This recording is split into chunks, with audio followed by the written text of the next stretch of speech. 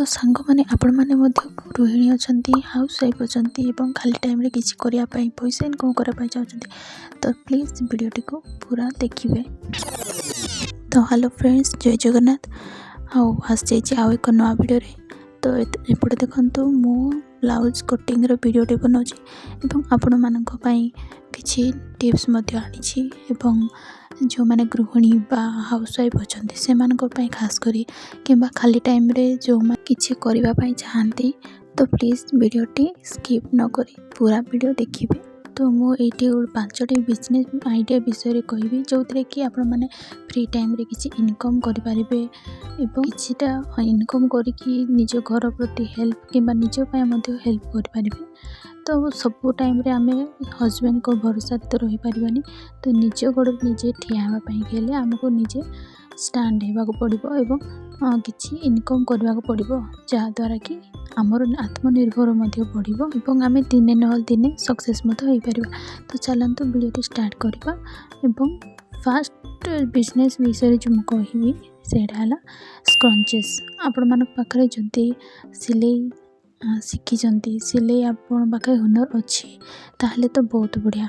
तो आपण माने सिलाई करें एवं स्क्रंचेस बनईकि आपण माने सेल करें। तो मुझे स्क्रंचेस बनईकि देखी आप चाहिए तो मो चैनल रे जाइए देखिपारे। स्क्रंचेसटा आजिकल बहुत डिमांड चलती। स्क्रंचेस सहित चाहिए आप कपड़ा किणिकी आप किचन एप्रोन बनईकि सेल करें कौन दुकान रे जाइए। सेकेंडटा हूँ मोर फॉल आउ पिको आणिकी आप सिलाई न शिखी तो घर रही फॉल पिको कि ब्लाउज पीस गम सामान आपण आणिकी सेल करें। ठीक अच्छे।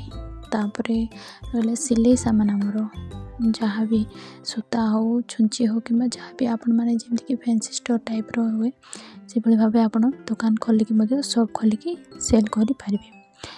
आउ नेक्स्ट आमर 3 नंबरटा हूँ होम बुटीक। जदि आप सिलाई जानते तो सिलाई करके आपण मानकर बहुत भल इनकम हो पार।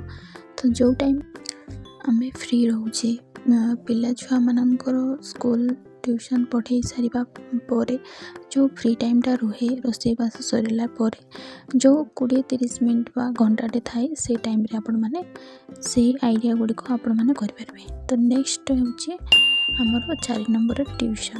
तो ट्यूशन करके आपण माने बहुत भल इनकम करें। छोट छोट छुआ मानक ट्यूशन पढ़े कि आपण माने मंथली किसी ना तो 5-10 हज़ार तो इनकम करें जब बहुत पिला हेले एरिया वाइज। तो आपण माने ट्यूशन पढ़े कि भल इनकम करें। ठीक अच्छे। तो नेक्स्ट 5 नंबर रहा आमर। तो 5 नंबर हूँ आमर बहुत खास अच्छी कारण समस्ते करती प्राय समस्ते तो मुझे कहबिनी किंतु हाँ पाखापाखि ऑलमोस्ट करें। तो सहीटा कौन ना यूट्यूब चैनल। तो यूट्यूब चैनल रे बहुत इनकम भी। तो खाली टाइम रे आमे जदि थिबा कि कौन सी काम करथबा कि निजर टैलेंट किछि थाए तो समस्ते जानी पारंतिनी। तो जहाँ भी आपण मान टैलेंट सिंगिंग डांसिंग किंबा कुकिंग किंबा बहुत किछि एमती टैलेंट होइछि जो कि गृहिणी माने निजे करते किंतु अन्य माननको सेटा देखा जाएनी। तो एमती एक प्लेटफॉर्म होछि हमर यूट्यूब। तो यूट्यूब चैनल रे आसीबा पई आपण माननको बहुत अनुरोध करछि कारण मो तो स्टार्ट कर देछि। तो आपण माननको मध्ये अनुरोध करछि जे यूट्यूब चैनल टे आपण खोलंतु एवं कि भली भाबे आपण आपनकर टैलेंट कि कौन से जाक आपण देखि मध्ये पारिबे एवं बहुत भल इनकम हम। तो आपण माने चाहिए यूट्यूब रे मध्ये आसी पारिबे भल कुकिंग जानती किंबा कौन सी भी आपनकर टैलेंट हो पारे तो ब्लॉग मध्ये करि पारंती। तो एभली भाव में आपण माने एमती 5टी आइडिया मु कहली। तो आपण मानक जदि वीडियोटी भल लगी तो प्लीज लाइक शेयर एवं सब्सक्राइब टे करेंगे हाँ मते भी हेल्प करेंगे। आपन को जदि वीडियोटी हेल्पफुल लगी थाए तो प्लीज लाइक करंतु। एथिरे देखंतु मु ब्लाउज कटिंग करूची। तो देखंतु एटा गोटे साधा ब्लाउज रे किभली भाव में कटिंग करिछि आटा हूँ 36 साइज्र ब्लाउजटे। तो एमती भाव में कटिंग करे, कटिंग करके कस्टमर मानकर ब्लाउजटी सिलाई करे। तो यहाँ तो मु कटिंग वीडियोटे आनी। तो नेक्स्ट वीडियो रे मु आपण मानक पे ई वीडियोटी किभली भाव स्टिचिंग करा जाए से वीडियोटे मु आनिबी। तो देखंतु एभली भाव में कटिंगटा करिवे। ब्लाउज किभली कटिंग करा जाए, स्टिचिंग करा जाए, फॉल किपरि पका जाए, तो मु सब प्रकार वीडियो मु एठी शेयर करिवि एवं किछिटा मोटिवेशन टाइप रो मध्य कथा कहबी। तो आपण मानक जदि भलो लागे तो प्लीज मते सपोर्ट करिवे। तो एटा हला ब्लाउज रो कटिंग, एभली भाव में कटिंग करिवे जेमती मु वीडियो रे देखैछि एभली भाव में आपण माने मते कटिंग करिवे। तो हाउस वाइफ अच्छी तो तापर बहुत भल।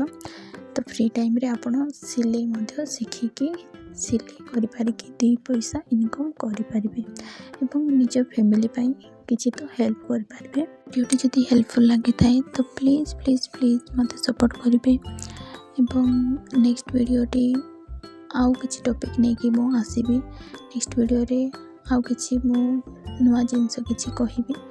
तो प्लीज आपण माने देखिबे, लाइक शेयर आउ सपोर्ट बहुत बहुत करिवे। आपण माने बहुत सपोर्ट मध्य करजंती, तो बहुत बहुत धन्यवाद सेइदिबे। तो एठी देखंतु ब्लाउज कटिंग टी पूरा हो जाइछि आउ तार लेंथ रहला 15 कि 14 इंच।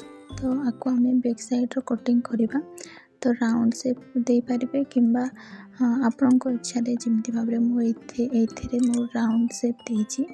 तो ये भाव में कटिंग करंतु ब्लाउज टी कांध खसीबनी एवं ब्लाउज टी राउंड शेप रे खूब सुंदर लगे बैक साइड पटे देखा। तो ये भाव में आपण माने मध्य कटिंग एवं स्टिचिंग करि पारिबे।